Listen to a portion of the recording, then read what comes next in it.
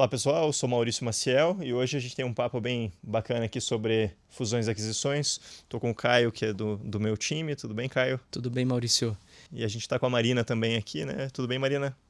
Tudo bem? Bom dia. Bom dia. Hoje a gente tem uma convidada, para mim, mais do que especial, é a Marina Salum. Tive que fazer até uma nota aqui para lembrar um pouco do currículo dela, mas acho importante para apresentá-la devidamente, né? Ela é advogada formada pela Faculdade Milton Campos, com LLM em Direito Empresarial pela FGV e em Business Law pela USC, onde a gente foi colega de turma. E a Maja trabalha com M&A há mais de 15 anos, né? Ela tem experiência tanto em Big Four como em Big Law. E hoje ela é diretora jurídica das sociedades investidas de um dos maiores fundos de investimento do Brasil. Então acho que a gente está muito bem acompanhado para falar um pouco da trilha de uma operação de M&A do começo ao fim. Legal. Então, para a gente começar o papo, né, Marina, acho que o grande mote aqui da conversa realmente é a perspectiva dos fundos, né? Como é que, na tua experiência, quais são os principais critérios, né, e pontos de atenção que os grandes fundos têm aí ao analisar as potenciais aquisições? Bom, primeiramente, obrigada aí pelo convite, Caio, obrigada pela apresentação. Basicamente, é feito um estudo de mercado, né? Então, você vai ter a estratégia, como que você quer penetrar naquele mercado, né? Quando você faz uma aquisição do ponto de vista de fundo, você está almejando o crescimento inorgânico, primeiramente, né? Então, você quer dar uma acelerada naquele crescimento para consolidar uma tese, para consolidar uma empresa aqui que vai depois, né, ser juntada, ter a sinergia, ter as integrações, né? Então, acho que a primeira coisa é a penetração de mercado, perpetuidade no mercado, né? Então, histórico de receitas, contratos relevantes, e também a sinergia com o que você já tem dentro do portfólio, né? Então, como que aquela empresa agrega valor, como que aquela empresa vai se juntar, né, dentro da sua estratégia macro ali no Private Equity. Legal. E você teve experiência com diferentes setores? Você identificou alguma diferença nessas abordagens, né, entre os setores?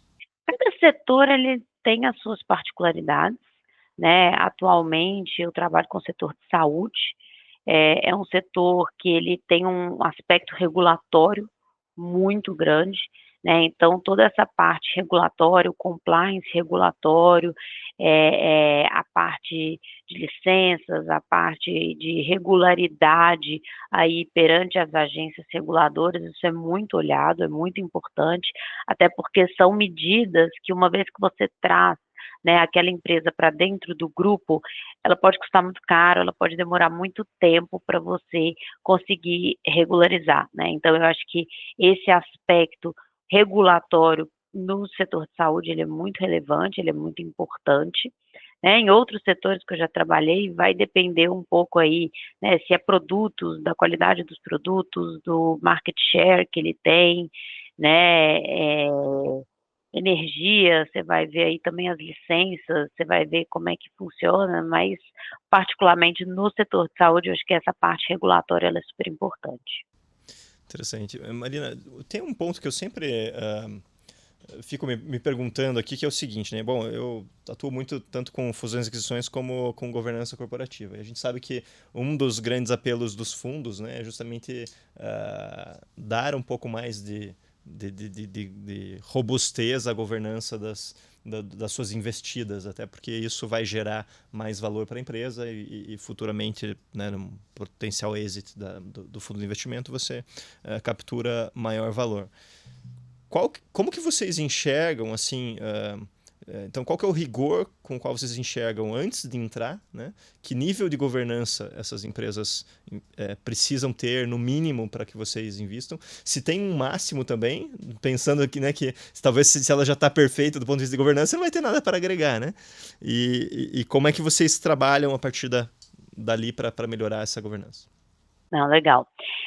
Eu acho que assim, esse tema vai depender muito do tipo de empresa que é o seu target, né? Então, assim, se você está olhando para uma empresa menor, uma empresa pequena, uma empresa familiar, né? É natural que você saiba a régua de onde vai estar a governança dessa empresa.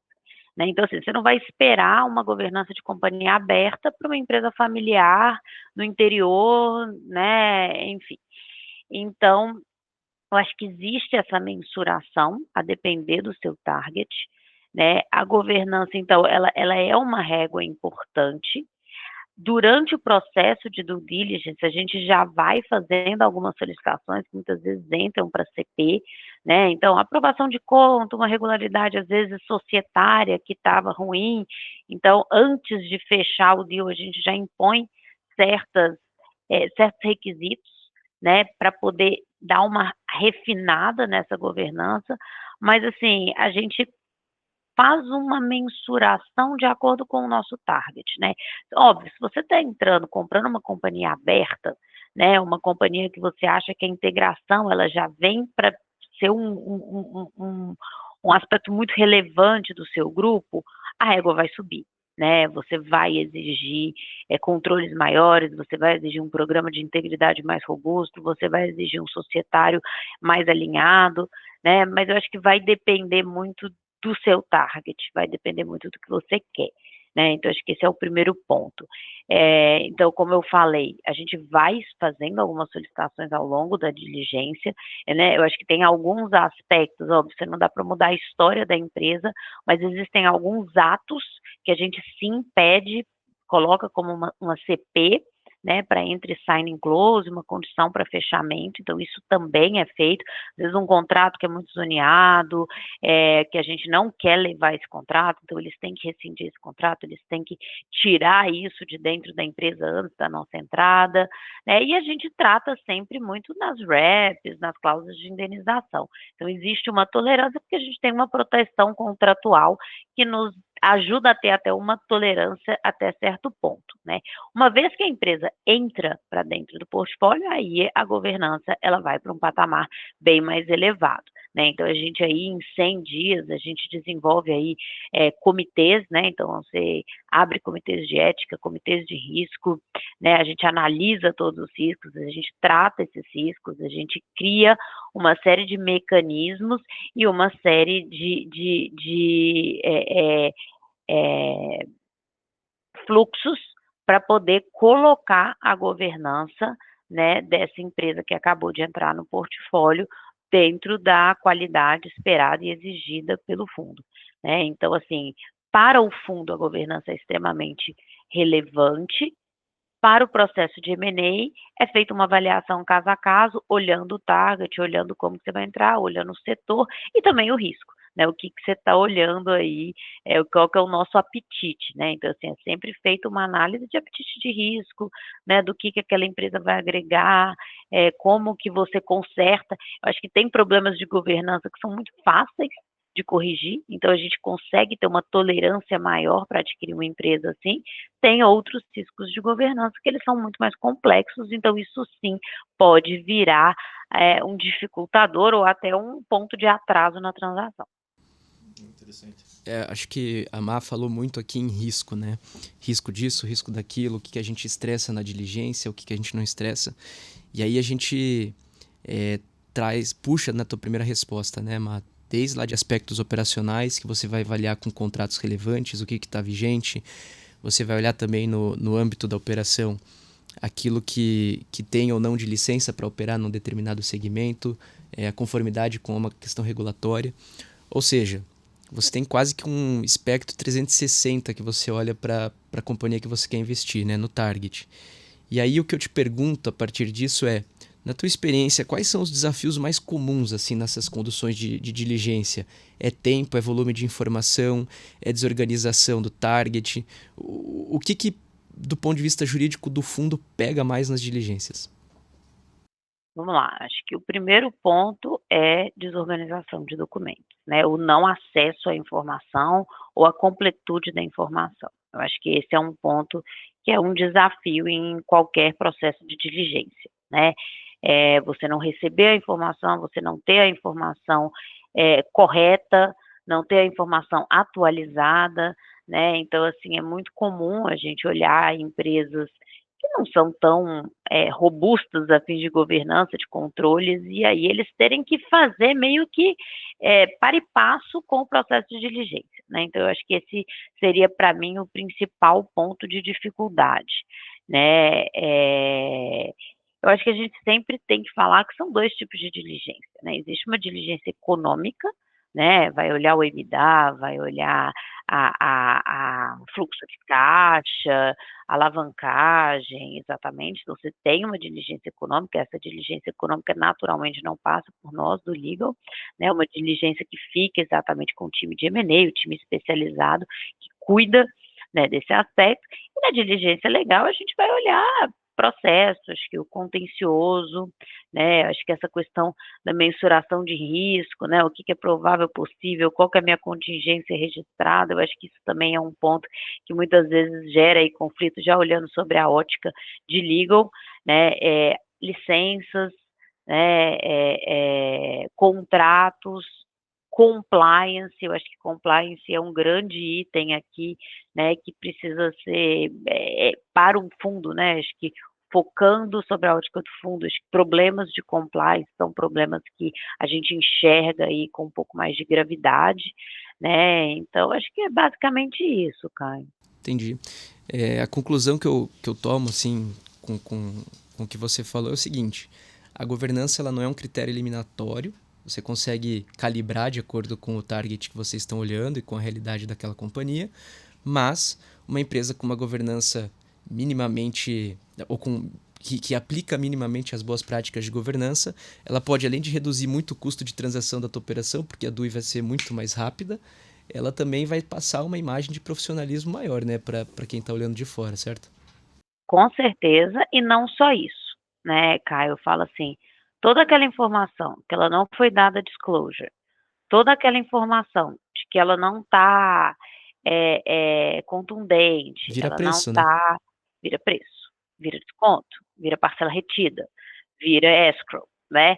Então, eu acho que assim, sobre a ótica do vendedor, eu acho que se né, a empresa ela tem um plano de venda, ela tem um plano, né, de saída, eu acho que investir em governança, investir na organização, investir numa boa consultoria, numa boa auditoria, né, em números consistentes, em um jurídico organizado, você ganha em preço. Eu acho que quando você não tem essa governança, pode não ser um deal breaker, muitas vezes não é um deal breaker, mas ele é um desconto, né? Você tem menos margem para negociação, você vai ficar mais suscetível a certos remédios que vão ser colocados pelo comprador naturalmente, né? É que a gente costuma dizer muito aqui no mercado de fundos, vocês vão querer controlar o downside da operação, né? Vocês vão querer sempre evitar a perda, porque, afinal de contas, vocês têm que pagar pelo ativo aquilo que ele vale, né?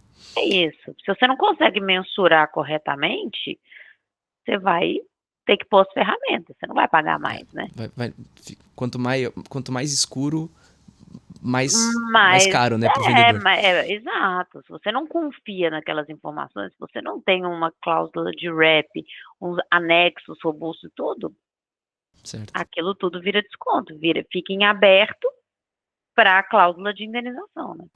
E aí o gancho que eu tomo a liberdade, Maurício, de puxar já é o seguinte: quando a gente fala em preço, é onde mais pega naturalmente nas negociações, né? Porque você está falando de sempre o vendedor quer puxar para mais e o comprador, a tendência é sempre querer, não necessariamente puxar para menos, mas puxar para aquilo que ele acha que o ativo vale, né? E aí, quando a gente vai caminhando aqui, saindo da DUI para os termos do contrato efetivamente, a gente começa a ter embates, ora mais pesados, ora menos pesados entre as partes. E aí a pergunta que eu te faço é: o que torna as negociações de M&A especialmente difíceis, complexas, cansativas? Ou nada disso que eu estou perguntando é você... Então, eu acho que como em qualquer negociação, eu acho que primeiro as partes, né? A gente negocia com pessoas, né? Então, eu acho que é o primeiro, um alinhamento de expectativa, né? Então, eu acho que é por isso que eu falo assim, tanto para quem está comprando quanto para quem está vendendo, primeiro você tem que entender o mercado que você está, né? Você tem que entender quanto que vale aquilo dentro do mercado. né? A mesma coisa, você vai vender um carro, né? Não adianta eu pegar um carro que vale 50 mil reais e falar, eu gosto muito dele, para mim ele vale 100. Você pode colocar o preço você põe no que você quiser, você pode pôr na sua empresa, pode pôr no seu carro, no seu apartamento, no que você quiser, mas não necessariamente o mercado considera aquele preço o preço que efetivamente vale. Então, acho que a primeira coisa é você saber o quanto que aquilo vale, né? E tem muitas empresas, muitos vendedores que eles têm uma questão até emocional, construir isso, para mim vale isso, eu só fecho por tanto, mas não é assim, né? Existem métricas financeiras, existem estudos, existe o estudo de rentabilidade futura, existe várias, né, vários aspectos que são analisados e que efetivamente vão precificar aquele ativo da forma correta, né? Então, eu acho que a primeira coisa é você botar a bola no chão e você saber quanto que vale efetivamente aquilo, objetivamente, né? Então, objetivamente, quanto que vale aquilo. A partir daí, você tem uma margem de negociação para menos, para mais, a depender de como está a sua empresa, né? Eu acho que esse é o ponto um. Eu acho que o ponto dois, acho que o grupo de assessoria, ele faz diferença, sabe? Eu acho que assim, eu já peguei muita transação, seja como advogada em escritório, seja aqui do lado in house, que o advogado, o assessor, ele não é construtivo. Então, ele já quer ir para a briga, ele já não consegue Incendiários. entender, aí você vai pôr uma cláusula, o cara não tem flexibilidade, e se tratando de fundo, por exemplo, você tem várias cláusulas que elas não são negociáveis, é uma exigência do fundo, entendeu? Então, assim, eu acho que o estar bem assessorado, eu acho que isso também é um ponto de extrema relevância para o fluxo positivo da negociação, né? Às vezes você tem o dono que está mais reativo, que ele não quer, mas se você tem um advogado construtivo, um advogado que senta na mesa, que consegue fazer essa intermediação, eu acho que isso faz o deal fluir de uma forma melhor, entendeu? Isso vale para assessor financeiro, isso vale para qualquer pessoa. Acho que advogado, às vezes, mas eu falo muito do advogado, porque já é uma figura que muitas vezes fala, eu tenho que ir para a briga, é tudo ou nada, é ferro e fogo, e, cara, o advogado ele tem que fazer o melhor deal para o seu cliente,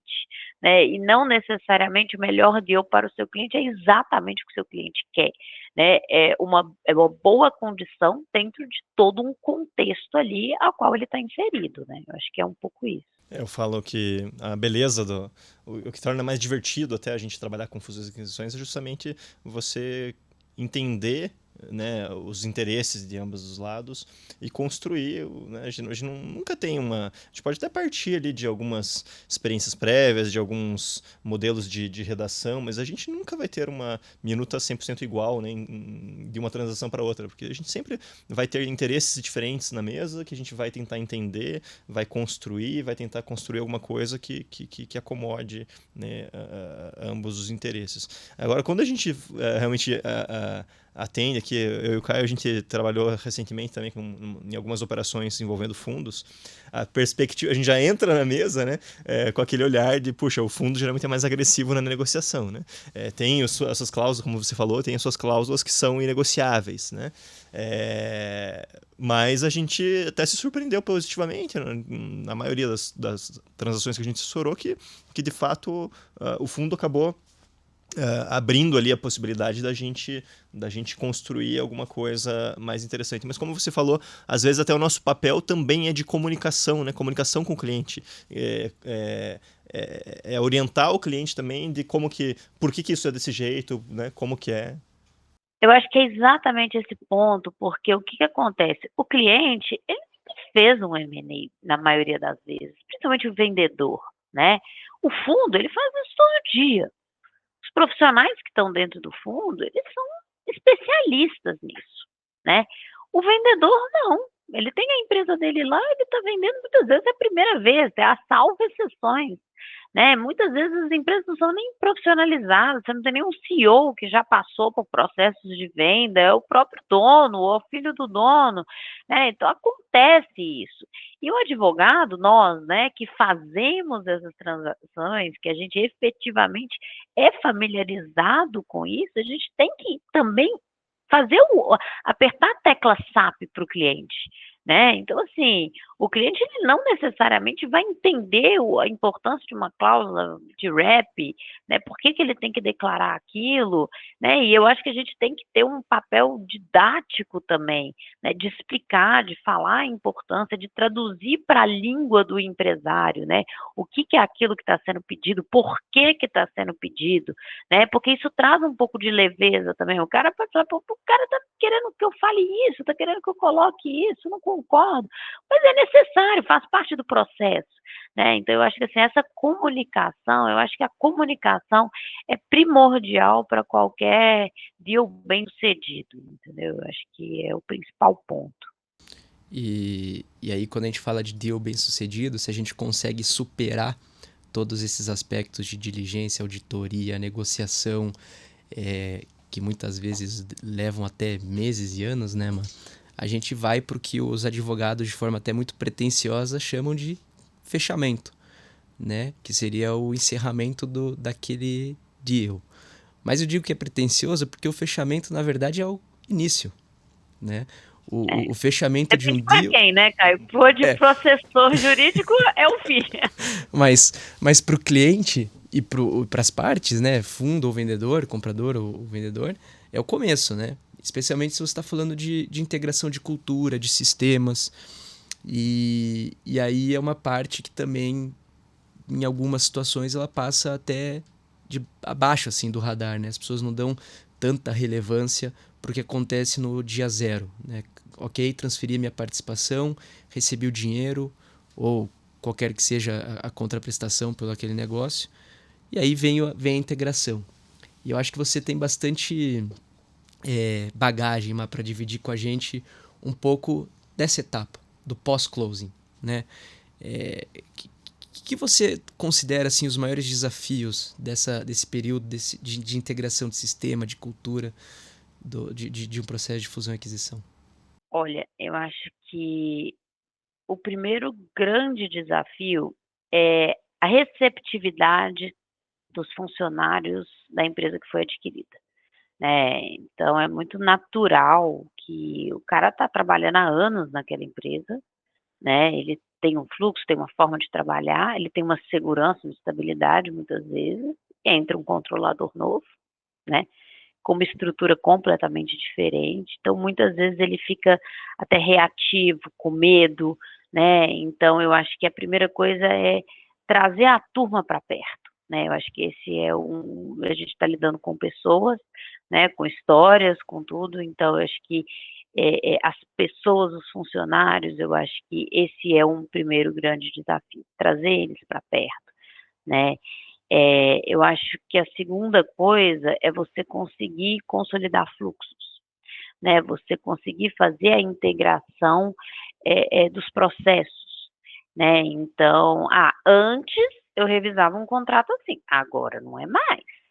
Antes, quando chegava uma solicitação, eu respondia assim, agora não é mais, né. Eu acho que esse também, essa adaptação do fluxo, essa unificação do fluxo, ela é muito importante, muito desafiadora, né. E eu acho que o outro ponto que acho que precisa ser falado é trazer os programas de compliance, né. Então, as pessoas não estão acostumadas com um programa de compliance robusto, com políticas, né. Então, assim, geralmente você entra, você tem um pack de políticas, você tem um pack de treinamento, você tem um monte de coisa que essas pessoas precisam absorver, né. E uma coisa é a pessoa treinar, outra coisa é ela assimilar e executar aquilo, né. Então eu acho que este é um grande desafio, aí olhando muito sobre a ótica do jurídico, né, que é basicamente o que eu faço.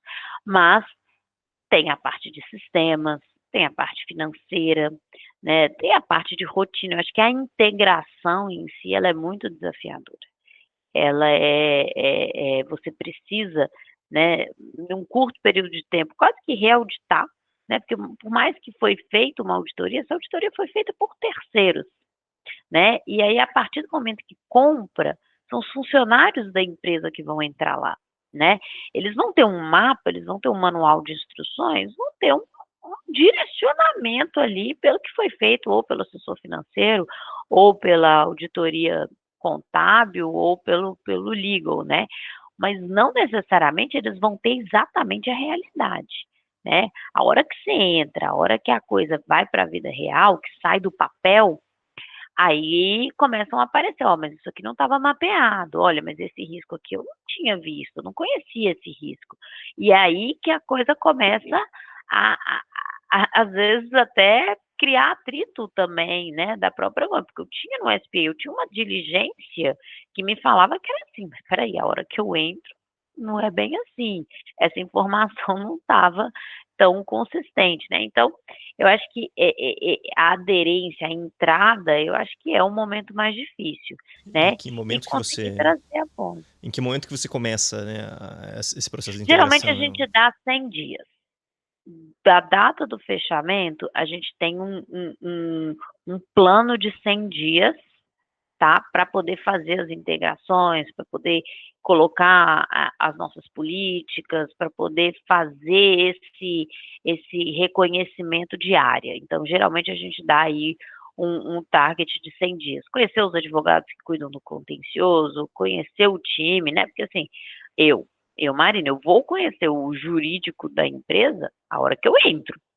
Eu não tenho contato com essas pessoas durante o período de transação, né, então é o momento que você entra, que você vai se apresentar, que você vai falar o que que você faz, como que funciona, você tem que ter um trabalho muito próximo deles, trazer uma tranquilidade, né, que como eu falei no início, acho que as pessoas sempre ficam, né, e agora, né, o que que vai acontecer? O que que vai ser da minha vida, né, eu vou ser demitido, eu não vou ser demitido, eu vou ter um chefe novo, como é que vai funcionar? Eu acho que esse tanto de insegurança que paira aí sobre as pessoas também é um ponto de desconforto muitas vezes. Marina, eu não sei se você já teve alguma ou algumas experiências de fracasso também, né? A gente, às vezes a gente comenta, eu sempre trago muitas estatísticas também de que às vezes a gente fala de fusões e aquisições com aquele glamour, né? Todo mundo gosta aí do tema de fusões e aquisições, mas no passado teve uma estatística que falava que cerca de 30% só das transações eram bem-sucedidas e 70 mal sucedidas. Depois de uns 20 anos, mais ou menos, refizeram a pesquisa e inverteu, né? Então a gente tem hoje, segundo a pesquisa mais recente, que cerca de 70% das transações são bem-sucedidas e 30 mal-sucedidas, né? Aonde que, na tua visão, se você já teve alguma experiência de fracasso, aonde que foi o originador do fracasso? Foi no contrato? Foi na diligência que não foi tão bem feita assim? Ou foi na integração? Olha, eu acho que assim, não tem só um fator, né, eu acho que é muito difícil a gente atribuir só um fator. Eu acho que um contrato mal feito, ele tem efeitos de desgastes nos ajustes de preço, numa cobrança, né, então ele vai ter um desgaste entre vendedor e comprador, tá. Eu acho que ele não vai ter um desgaste na operação, mas ele vai ter um desgaste entre vendedor e comprador. Só que o cara já vendeu, aí é uma negociação de financial, né. A diligência mal feita, né, eu acho que ela causa prejuízos e muitas vezes ela aumenta a dificuldade da integração, né. Então você vai esperando uma coisa e você depara com outra, né. Então eu acho que a diligência, ela sim, ela tem um fator de influência numa dificuldade tanto entre vendedores e compradores, quanto na operação. Mas eu acho que assim, a integração, de fato, é o fator. Eu acho que a primeira coisa, assim, eu acho que olhando já, né, destrinchando um pouco o aspecto da integração, que na minha visão é um grande fator de dificuldade, né, para fazer aquele M&A, né, atingir exatamente o plano inicial dele, o que efetivamente fomentou aquela aquisição, eu acho que você demorar demais para entrar. Eu acho que a celeridade no processo de integração, você priorizar isso, eu acho que é um grande diferenciador, porque você consegue com mais rapidez fazer as movimentações necessárias. Quanto mais tempo você espera, quanto mais tempo você deixa aquela situação ali no banho-maria, pior fica para você corrigir depois. Até porque, vamos lá, quando você compra, você põe uma trava nas responsabilidades de todos os riscos, né? Então, assim, a partir daquela data, tudo que acontece, que originou-se lá atrás, é de responsabilidade do vendedor. Eu posso cobrar, eu tenho ferramentas adequadas para cobrar. A partir daquela data, tudo que ocorrer, que tiver um fato gerador, né, após o closing, a responsabilidade é minha. Eu não posso mais cobrar. Então, se você demora muito para fazer um processo de integração, se você demora muito para efetivamente entrar ali, você começa a aumentar o seu risco também. E aí você começa a criar mais dificuldades de você colocar aquela empresa nos trilhos do que é o planejado e o desejado aí pela sua gestão, né? Então, eu acho que se eu fosse colocar 2 aspectos para um mau sucesso aí, seria uma diligência mal feita, né? Porque isso não te prepara para a sua entrada, ele não auxilia, né, de forma adequada para a sua entrada, e você demorar demais para entrar com uma integração, fazer uma integração inadequada, né? Agora, um contrato mal assinado, ele é desastroso para todo mundo, né? Mas eu acho que impacta menos do ponto de vista de integração, do ponto de vista de colocar aquela empresa para dentro do grupo, entendeu? Eu acho que depois a gente pode pensar até em fazer um podcast só sobre estratégias de integração, porque eu acho que tem muita coisa que precisa ser feito para colocar isso em prática. Mas agora a gente vai caminhando para a nossa reta final aqui, para o encerramento, mas eu já queria te agradecer de novo pela participação. Mas para a gente encerrar, você teria algum conselho para passar para alguém que pense em vender a sua empresa, assim, em 1 minuto? Elevator pitch. Arruma casa. Ótimo. Eu acho que assim, não economize em controles, não economize em deixar organizado, não economize em ser bem assessorado, né? Eu acho que o empresário médio, pequeno porte, ele tem muita dificuldade de investir no que não é tangível, né, no intangível, né? E aí, quando a gente fala no intangível, é o quê? É consultoria, advogado, uma boa equipe, às vezes uma equipe mais sênior, né, uma equipe que já vivenciou processos, vão custar mais caro, são profissionais mais caros, mas são profissionais que podem agregar, né? Então, eu acho que, assim, quanto mais você tiver uma empresa estruturada, com controles, com documentação, com histórico, com lastro, eu acho que mais sucesso você vai ter aí na sua venda. Eu acho que esse seria o aspecto primordial aí para um empresário que tenha interesse em realizar uma venda, né? Eu acho que Eu brinco que é o nosso maior desafio, às vezes, comunicando com o cliente, isso, né? Porque a gente muitas vezes sugere, né, uma vendor due diligence, arrumar a casa, etc. Mas ele não vê valor naquele momento, às vezes, né? Ele só vai ver o valor lá na frente, quando tiver na mesa de negociação. E às vezes isso, né, se tornar algo que vai depreciar, vai diminuir o preço, ou eventualmente até a dificuldade em ter atratividade, né, para alguém querer de fato adquiri-lo, etc. Então, você não tem aquele resultado imediato, você não tem aquela mensuração.